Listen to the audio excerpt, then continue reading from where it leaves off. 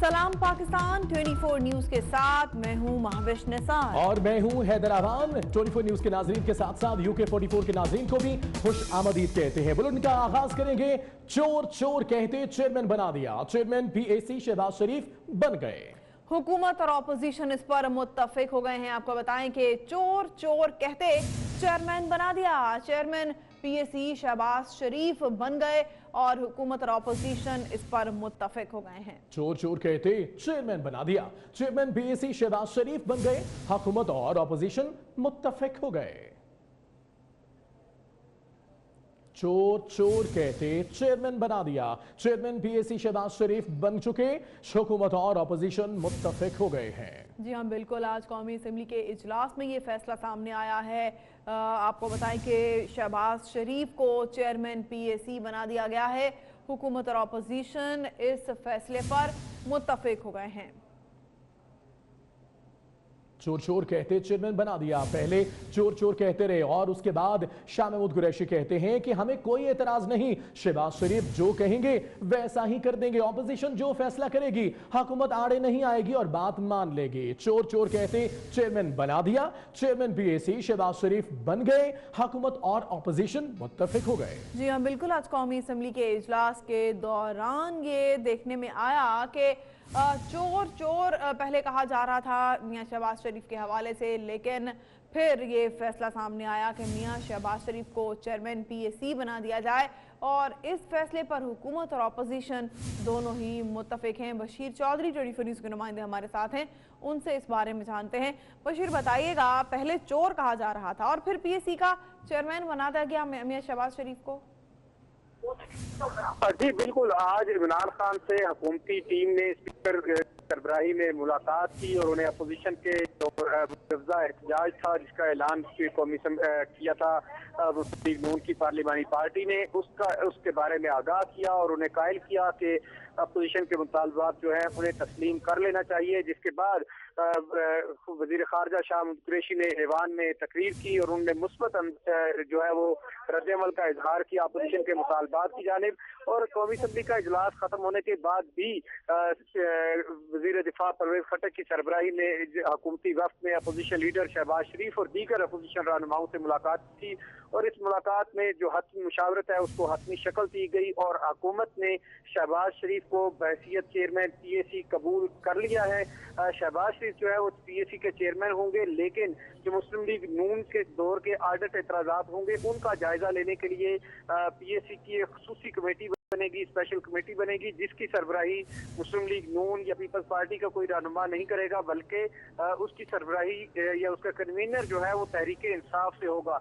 तो यूं जो मुस्लिम लीग नून के की जानिब से चेयरमैन पीएसी शहबाज शरीफ होंगे वो मजबूरी तौर पर जो गुज़श्ता कई सालों के आडत एतराज़ात हैं उनकी निगरानी करेंगे, उनकी सरबराही में वो जो पब्लिक अकाउंट्स कमेटी है उसका जायजा लेगी और जो पिछले 5 साल के आडत एतराज़ात हैं उसके हवाले से जो खुसूसी कमेटी जिसमें दीगर जमात जरूर होंगे लेकिन उसकी सरबराही पीटीआई का नून के दौर के आडत एतराज़ात का जायजा लेगी। तो ये एक बड़ी पेशरफ्त हुई है जिसके बाद पार्लियामेंट जो है वो बाज़ाब्ता तौर पर फंक्शनल हो जाएगी, क्योंकि 30 से ज़ायद कायमा कमेटियाँ तश्कील दी जानी है, वो कायमा कमेटियाँ तश्कील पाएंगी और वो अपना काम भी शुरू कर सकेंगी। कायमा कमेटी तश्कील पाएंगी, अपना काम भी शुरू कर देंगी। बशीर चौधरी हमारे साथ ही रहिए, अपने नाज़रीन को भी एक दफ़ा फिर बताते चलें कि चोर चोर कहते हुए जो है वो ऑपोजिशन और हुकूमत मुत्तहिद हो गई। असेंबली में चोर चोर कहने के बाद शहबाज शरीफ को चेयरमैन पब्लिक अकाउंट कमेटी बनाने की पेशकश कर दी थी और अकाउंट कमेटी बना दिया गया है। वज़ीर ख़ारजा शाह महमूद कुरैशी कहते थे शहबाज शरीफ जिसे चाहें चेयरमैन पब्लिक अकाउंट बना दें या खुद बन जाएं, ऑपोजिशन लीडर जिसका नाम देंगे हुकूमत मान लेगी। तो इस तरह चेयरमैन पब्लिक अकाउंट कमेटी बना दिया गया है शहबाज शरीफ को। जी हाँ बिल्कुल, तहरीक इंसाफ ने एक और यू टर्न लिया है। सरदार हयात सादी का कहना था कि वो इमरान खान को मुबारकबाद देते हैं कि उन्होंने एक पॉजिटिव यू टर्न लिया है। आपको भी बताएं कि चोर चोर कहने के बाद मियां शहबाज शरीफ को चेयरमैन पब्लिक अकाउंट्स कमेटी का जो चेयरमैन बनने की पेशकश कर दी गई, जबकि वज़ीर ख़ारजा शाह महमूद कुरैशी ने कहा कि शहबाज शरीफ जिसे चाहे चेयरमैन पब्लिक अकाउंट्स कमेटी बना दें या खुद बन जाएं, ऑपोजिशन लीडर जिसका नाम देंगे हुकूमत मान लेगी। उनका कहना है कि नैब का इस ऐवान से कोई ताल्लुक नहीं।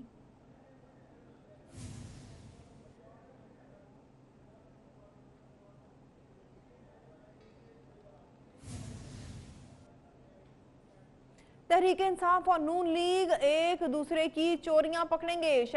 परवेज खटक कहते हैं कि चेयरमैन पीएसी शहबाज शरीफ होंगे। नून लीग के दौरे हुकूमत में होने वाली करप्शन पर जाली कमेटी बनाई जाएगी, जिसका सरबराह तहरीक इंसाफ से होगा।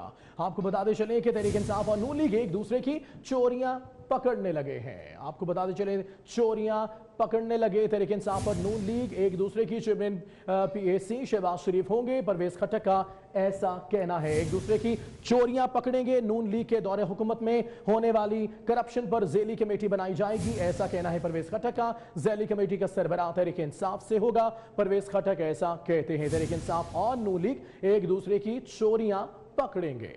जी हाँ, बिल्कुल। तहरीक इंसाफ और नून लीग एक दूसरे की चोरी पकड़ेंगे। परवेज खटक कहते हैं चेयरमैन पीएसी शहबाज शरीफ होंगे। नून लीग के दौरे हुकूमत में होने वाली करप्शन पर ज़ैली कमेटी बनाई जाएगी।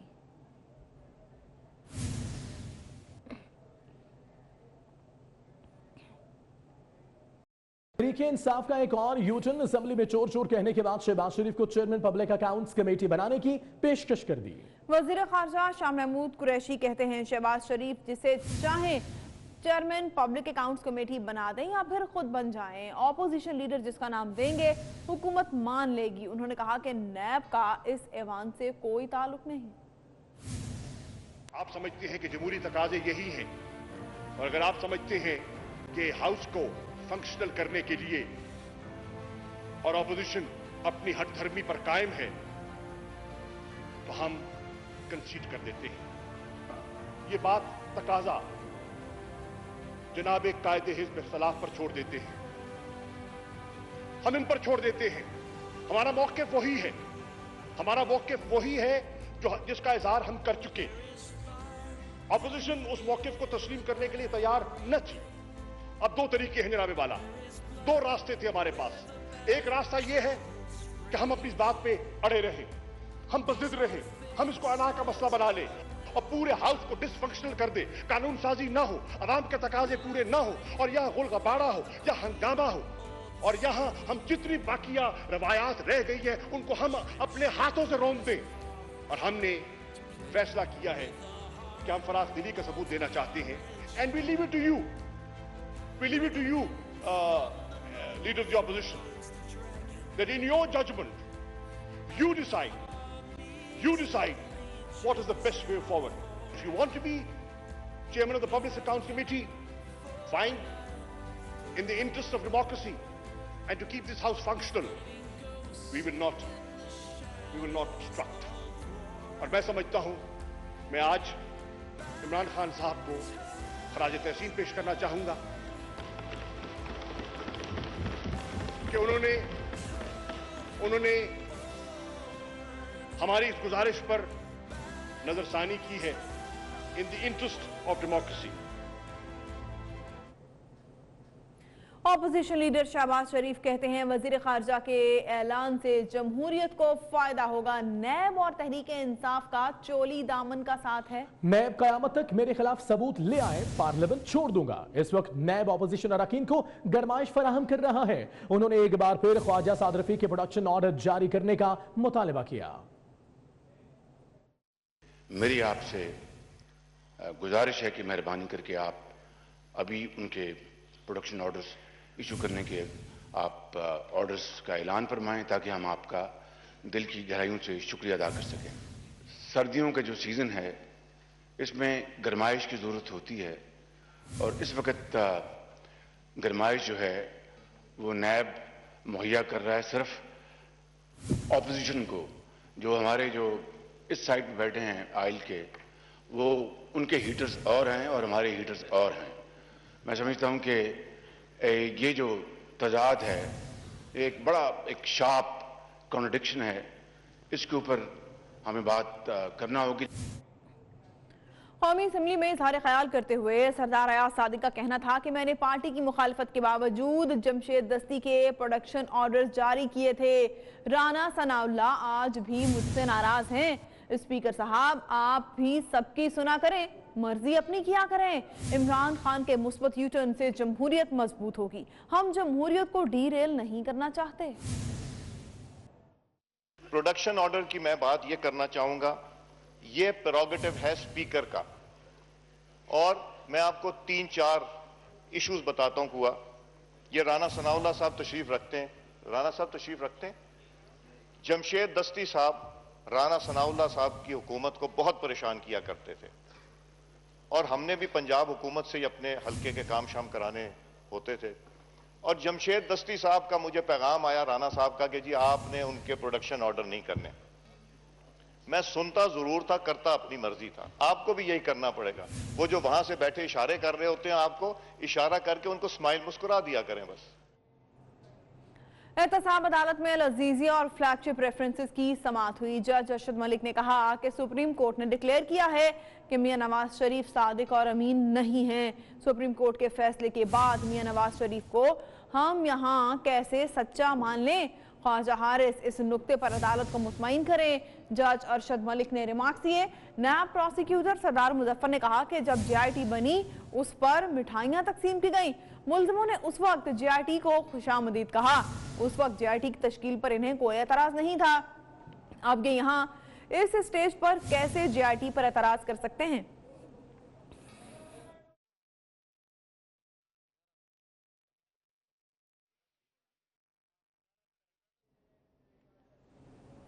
खबरें और भी हैं मगर एक ब्रेक के बाद। हमारे साथ ब्रेक के बाद खुशामदीद। आपको बताएं कि वालिदैन के लिए बड़ी खुशखबरी है। ये ऑर्डर्स दिए गए हैं सुप्रीम कोर्ट की जानिब से कि 20% कमी की जाएगी बच्चों के स्कूलों की फीसों में, और सालाना तौर पर स्कूल सिर्फ 5% फीस बढ़ा सकते हैं। सुप्रीम कोर्ट में निजी स्कूलों की फीसों से मुतल्लिक केस की समाअत हुई। समाअत से मुतल्लिक तफसीलात जानेंगे अपने नुमाइंदे अमानत गशकोरी से। अमानत, क्या ऑर्डर दिया है सुप्रीम कोर्ट ने?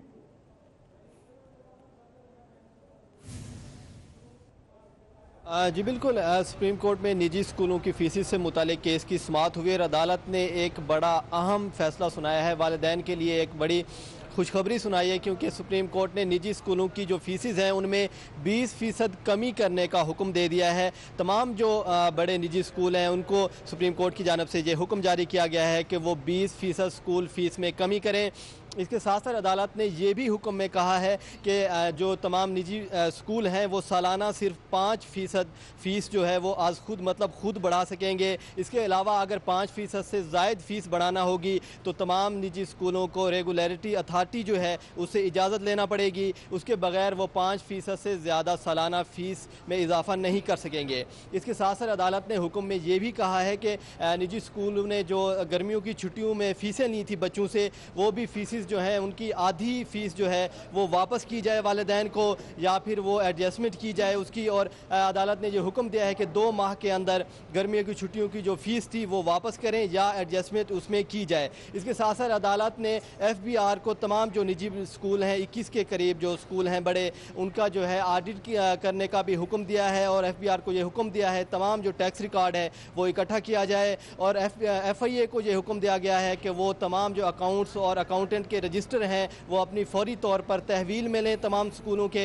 और अदालत ने ये हुक्म जारी किया है। ठीक है, हुक्म जारी किया है। अमानत, आप हमारे साथ ही रहेगा। नुमाइंदा पेरेंट्स एसोसिएशन काशिफ इस्माइल हमारे साथ है, हम उन्हें शरीक गुफ्तगू करते हैं। बहुत शुक्रिया काशिफ इस्माइल साहब। आपको भी जैसा कि इल्म है कि सुप्रीम कोर्ट की जानिब से ऑर्डर जारी किए गए, ना सिर्फ फीस की कमी के बल्कि गर्मियों की छुट्टियों की फीसें आधी वापस भी की जाएंगी। क्या लाए अमल इख्तियार किया जाता है पेरेंट एसोसिएशन की जानिब से ऐसे ऑर्डर आने पर? बहुत शुक्रिया आपका लाइन पे लेने का, थैंक यू सो मच। देखिए सर, बात यह है कि इससे पहले भी बहुत अच्छे ऑर्डर आए हैं, चाहे लाहौर हाई कोर्ट की बात करें या पेशावर से लेकर कराची तक की। मेन प्रॉब्लम है, मेन बात है कि ये इंप्लीमेंटेशन कौन करवाएगा। अदालत का काम है ऑर्डर करना, अदालत ने ऑर्डर कर दिया, बहुत अच्छा ऑर्डर कर दिया। अब मुझे बताएं कि इन ऑर्डर की इंप्लीमेंटेशन कौन करवाएगा। पहले जो ऑर्डर, इससे पहले वाले ऑर्डर है उनकी आज तक इंप्लीमेंटेशन नहीं हो सकी। तो ये वैसे, और ये भी आपको बता दूं कि ये जो सुप्रीम कोर्ट का है ये इंटरिम ऑर्डर है, ये अभी हतमी फैसला नहीं है। तो अभी ये स्कूल प्ली ये लेंगे कि जी ये तो हतमी फैसला ही नहीं है, तो हतमी फैसला आ जाने दें, जैसे वो आएगा हम उसको इम्प्लीमेंट करेंगे। इम्प्लीमेंटेशन करने के लिए ना तो ये सीरियस है और ना वो है।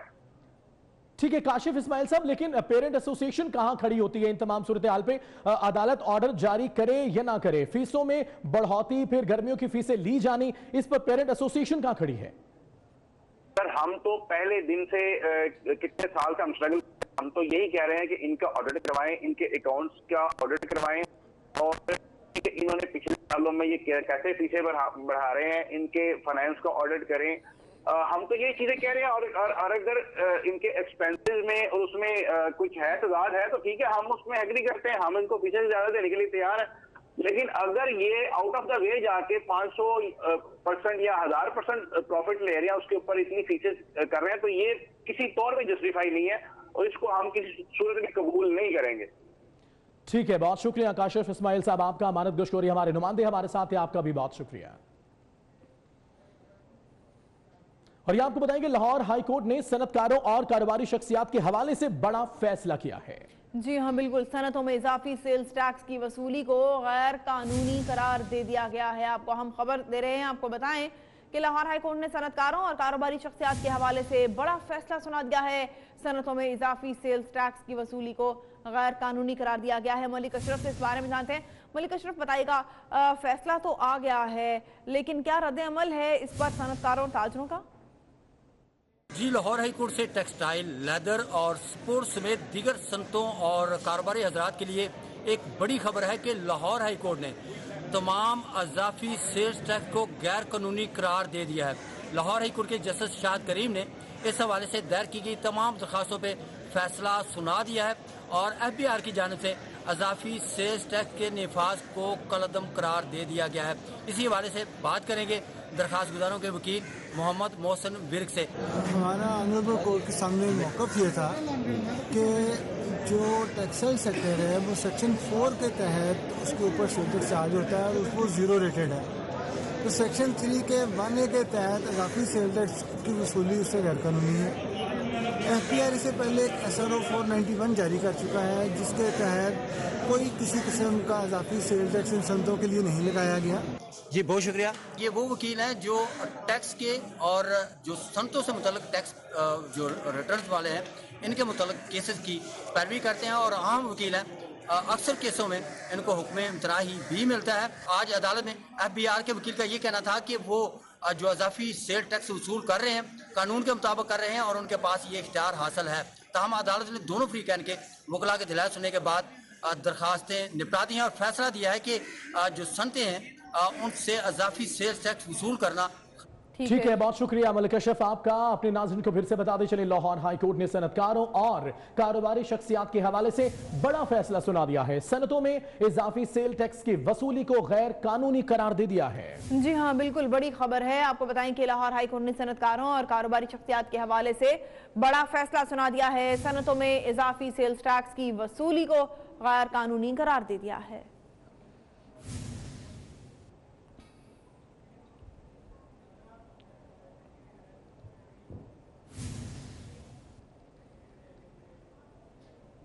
सिंध हुकूमत ने सूबे भर में ज़राई जमीनों की 30 साला लीज मंसूख करने का हुक्म दे दिया है। आपको बताते चलें कि सिंध हुकूमत ने सूबे भर में ज़राई जमीनों की 30 साला लीज मंसूख करने का हुक्म दे दिया और यह फैसला सुप्रीम कोर्ट के हुक्म की रोशनी में किया गया जिसका नोटिफिकेशन भी जारी कर दिया है। नोटिफिकेशन इसका जारी कर दिया है। सिंध हुकूमत ने सूबे भर में ज़राई जमीनों की 30 साला लीज मंसूख करने का हुक्म दे दिया है। यह फैसला सुप्रीम कोर्ट के हुक्म की रोशनी में किया गया है।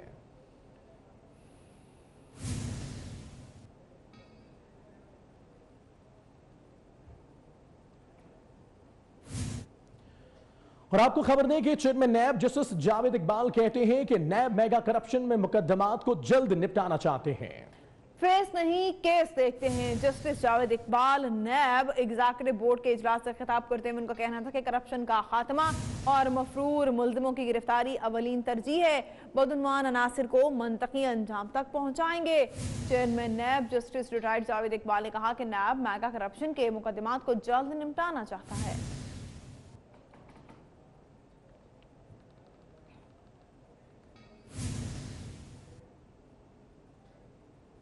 वज़ीर आला पंजाब उस्मान बोजार ने कहा है कि करप्शन करने वाले बच नहीं पाएंगे, उन्हें एक एक पाई का हिसाब देना होगा। बदउनवानी किसी सूरत बर्दाश्त नहीं करेंगे। साबिक वज़ीर आला के 4 दफातर और 2000 सिक्योरिटी एहलकार थे।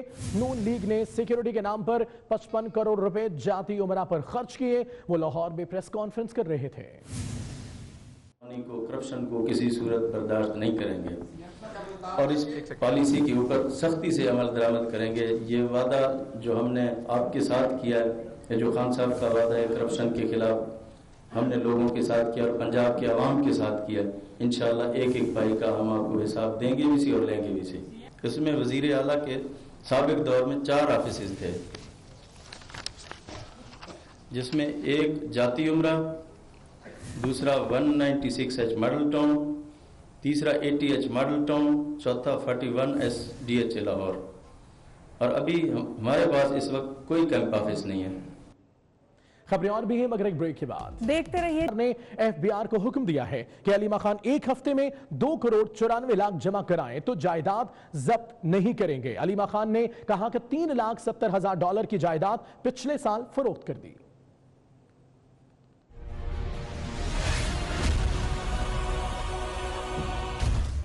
बैरून मुल्क बैंक अकाउंट्स और जायदादों का केस। चीफ जस्टिस साकिब निसार की सरबराही में 3 रुकनी बेंच ने समाअत की। वजीर आजम इमरान खान की बहन अलीमा खान अपने वकील सलमान अकरम राजा के हमरा पेश हुई।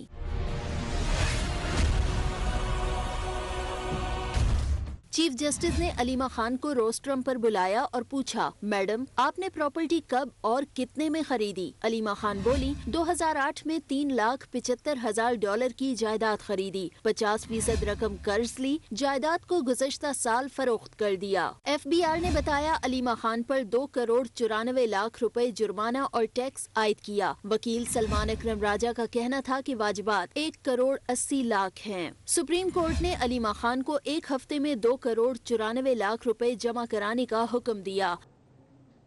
सुप्रीम कोर्ट में रेलवे खसारा केस की समाअत हुई। नैब ने ख्वाजा साद रफीक और कैसर अमीन बट को पेश किया। ख्वाजा साद रफीक और चीफ जस्टिस साकिब निसार के दरमियान मुकालमा हुआ। साबिक वज़ीर रेलवे ने मीडिया से गुफ्तगू में नैब पर शदीद तनकीद की। वकीला साद रफीक के साथ सेल्फियां भी बनाते रहे।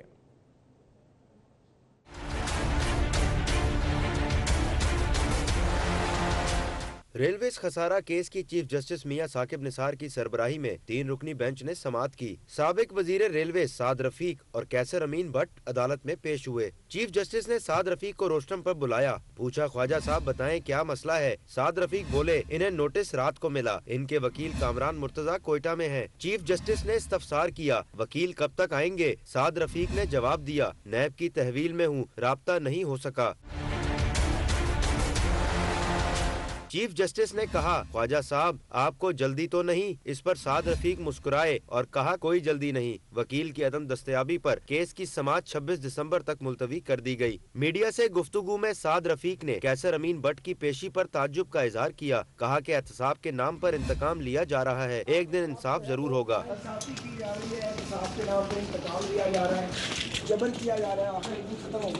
गैर रस्मी बातचीत में वजीर रेलवे ने नैब पर कड़ी तनकीद की। बोले, नैब में इस्लाहात की जरूरत है, आज भी मुल्जिमों के कमरे में कैमरे लगे हैं। वज़ीर खजाना सऊद उमर का कहना है कि पाकिस्तानी बस एहतसाब चाहते हैं। लोग बस एक ही बात पूछते हैं कि चोरों को कब पकड़ेंगे। मुल्क लूटने वालों को बचना नहीं चाहिए, ये इंसाफ का तकाजा है। वो इस्लामाबाद में तकरीब से खिताब कर रहे थे। अच्छा जी, होता ये है कि मैं जब पढ़े लिखे ज़्यादा पढ़े लिखे लोगों के साथ बैठता हूँ और बात करता हूँ, तो अगर इशफाक साहब मैं आपको बताऊँ ना कि मुझे सबसे ज़्यादा मशवरा क्या मिलता है, तो मुझे सबसे ज़्यादा मशवरा ये मिलता है कि यार ये इमरान खान को समझाओ, ये करप्शन करनी छोड़ दे। मुझे जब पाकिस्तान के अवाम का बंदा मिलता है ना, मुझसे ना वो पूछता है अफराते ज़र ना कुछ, वो मुझसे सिर्फ एक पूछता है, सर चोरों को कब अंदर डालेंगे? आपने कमिट किया है कि इस सोसाइटी के अंदर, इस माशरे के अंदर इंसाफ लेकर आना है। और इंसाफ का तकाजा ये है कि अगर एक जेब काटने वाले की को जेल होती है, तो जिसने मुल्क को लूटा है उसको बच के नहीं जाना चाहिए। इंसाफ का तकाजा है, आपने ये भी करना है। मुस्लिम लीग नून की तर्जुमान मरियम औरंगजेब का कहना है कि कल एक वजीर ने कहा 7 लोगों ने NRO मांगा। क्या मुराद सईद ने NRO की रेडी लगा रखी है? की आवाम ने देखा कि हुकूमत बेंचेस की तरफ से पार्लियामान के अंदर तमाशे की एक और किस्त हुई, और ये इस वक्त जो ज़हनी हालत है हुकूमत की और उनके वज़रा की, और जो वज़ीर आज़म की ज़हनी हालत है, उस पर मुझे तशवीश है। और वो इसलिए है कि ये बिल्कुल इसी तरह की बात है कि कोई शख्स जिसका सौदा बिक ना रहा हो, जिस तरह इनके NRO की जो इन्होंने दुकान लगाई हुई है, लगता है। कभी वज़ीर आज़म आप कहते हैं कि NRO नहीं दूंगा, कोई ले नहीं रहा, कोई दे नहीं रहा। कल एक और वजीर मौसूफ ने खड़े होकर पार्लियामान के अंदर ये कहा कि 7 लोगों ने मुझसे NRO मांगा हुआ है। क्या मुराद सईद ने NRO की रेडी लगाई हुई है? क्या ये इनका सौदा बिक नहीं रहा? अवाम इन पर यकीन नहीं कर रही। और मेरा एक और सवाल है कि कब तक ये सियासी इंतकाम और नैब को इस्तेमाल करके ये सियासी इंतकाम लिया जाएगा और कब तक अपनी नाअहली और अपने झूठ छुपाए जाएंगे? नवाज शरीफ साहब की 100 से 150 से ज़ायद पेशियाँ मरियम नवाज के साथ, और इस केस में 100 से ज़ायद पेशियाँ, क्या डॉलर प्राइस कम हो जाएगी? क्या शहबाज शरीफ साहब का 2.5 महीने जेल में रहना, नैब की कस्टडी में रहना और उसके बाद अब उनको जुडिशल करके, जब 1 रुपए की करप्शन नैब की अदालत खुद कहती है कि 1 रुपए की करप्शन साबित नहीं हो सकी, तो क्या लोगों के मुंह से जो निवाला छीना है मौजूदा हुकूमत ने, जो महंगाई का बम गिराया है, वो ख़त्म हो जाएगा? खबरें भी बाकी हैं मगर एक ब्रेक के बाद। पर वज़ीर-ए-आज़म का एक्शन, नाक़िस कारकर्दगी दिखाने पर सुई सदन और सुई नॉर्दर्न गैस कंपनी के बोर्ड ऑफ डायरेक्टर्स को तहलील करने की मंजूरी दे दी। इमरान खान का कहना है कि जिम्मेदारों को माफ नहीं करेंगे, इसलिए गैस बहरान पर वज़ीर-ए-आज़म इमरान खान का एक्शन, नाक़िस कारकर्दगी दिखाने पर सुई सदन और सुई नॉर्दर्न गैस कंपनी के बोर्ड ऑफ डायरेक्टर्स को तहलील करने की मंजूरी दे दी गई है। इमरान खान का कहना है जिम्मेदारों को माफ नहीं किया जाएगा।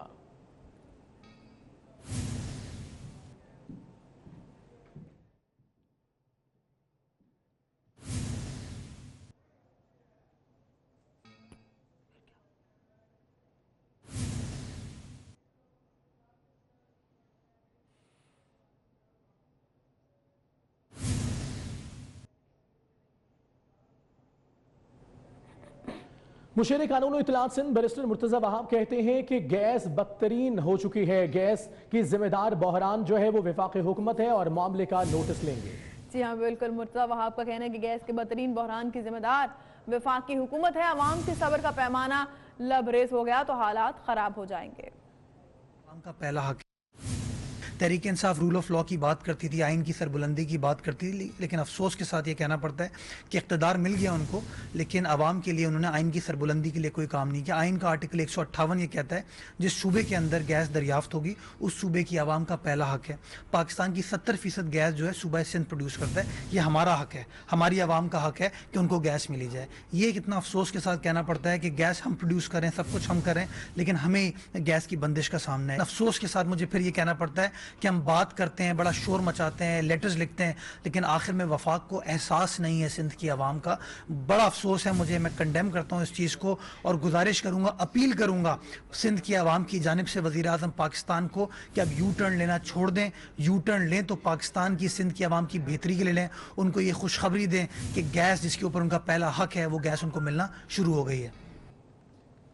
सिंध हुकूमत ने सूबे में गैस के बदतरीन बहरान के हल के लिए सरकार से राबता कर लिया है और वाज़े किया है कि 70% गैस की पैदावार देने वाले सूबे के साथ नाइंसाफी बंद की जाए। इसी हवाले से बात करेंगे अपने नुमाइंदे आजाद नोडियो से, जो इस वक्त सूबाई वजीर तवानाई इम्तियाज अहमद शेख के साथ मौजूद हैं। जी आजाद। सिंध भर में गैस का बदतरीन बहरान, सिंध हुकूमत ने बिलाखिर वफाकी सरकार से कर लिया राब्ता और वाज़ेह मौक़िफ़ इख्तियार किया कि अगर गैस फराहम नहीं की जाएगी तो आम का सब्र का पैमाना लिबरेज हो जाएगा। इस हवाले से मज़ीद जानते हैं, हमारे साथ मौजूद हैं सूबाई वज़ीर तवानाई इम्तियाज़ अहमद शेख साहब। शेख साहब, क्या आपने मौक़िफ़ इख्तियार किया है वफाक के सामने?